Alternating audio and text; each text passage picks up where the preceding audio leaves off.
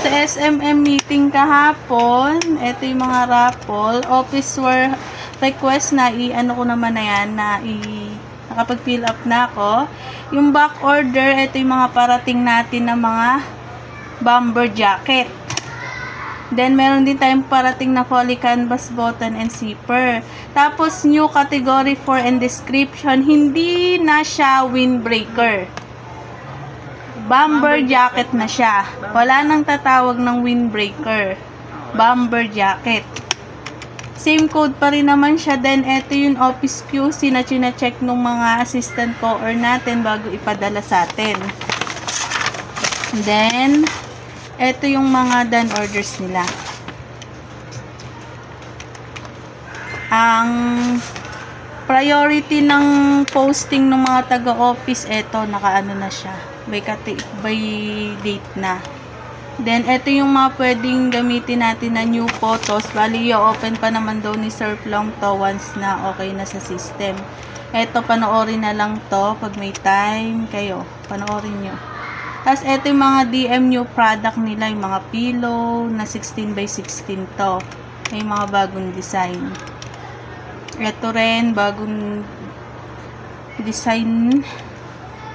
Then, ito yung texture combination shirt booklet. Bali, ongoing project ni Sir Raymart to. Website update, naka-up naman yung uniforms and drinkware and mga engraved. Sa Subli Central, naka-up si volleyball. Website schedule. Sa HR naman, ito yung last week result. Then, sa quiz naman, ito. Nakapag-quiz naman na tayo ng sublimation. Ito nga yung kino-quiz natin na pen and notebook. Sa September 1 yung due date. Kaya kailangan makapag-retake na tayo. Passing score na to is 37. Ito siya, yung tinuro ko sa inyo kahapon kung paano makikita. Then, sa sales repan, ito nga yung sinasabi ko, kailangan ko ano yung mock-up yun yung gawin. Iwasan na lang yung. Tas, ito yung mga bago nating product sa consumable ID card holder. Meron na rin tayong ganyan. Meron na rin button pin na demagnet, then keychain. Bago yan. Then, may opener na din. Then, sa ID lace naman, meron tayong additional na 3 kulay. Ito nga yun. Kasi dati na yung black may 3 kulay ulit. Tapos, ito namang sa TIT posting, yung sublimation as long as 60 per meter, minimum of 100 and up. Tapos, ito namang daw scrub suit, eka ni boss. Any color ng scrub suit, free din yung program niya, minimum of 6. Yung 399 na yan, kasama na yung embroidery. Logo? Oo, free program na rin siya. Basta same sa lahat ng scrub suit. Then, minimum 6 orders. Ang tanong kahapon, paano kung magpahabol ng isa? Magkano daw yun? Magkano? Same. Mali. Regular. Regular ko pa. Oo, regular. Basta ito. Yun, aspak ng 6. Yes. Basta Yung set na pre-program. yun, manaya kasama yung jogging pants. Oo. Pre-program sa logo dito. Tapos sa ano na yan, for only 399 set na siya with logo na, then pre-program. Yes. Minimum 6. Pwedeng iba-ibahin yung kulay ng scrub suit pero isang embro lang. Same dito sa SP posting, two-tone. Pre-print, digital print only lang siya, DTF. Then combination polo, minimum of 30, 250 na lang. Ito may minimum to, 30 peraso. Then, dito naman sa DTF posting, yung hindi, meron silang promo na 120. Kasi, ang kaibahan na to, print and cut to. Kahit gaano karami, darating kay customer na nakakat na. Compared dito kay, oo.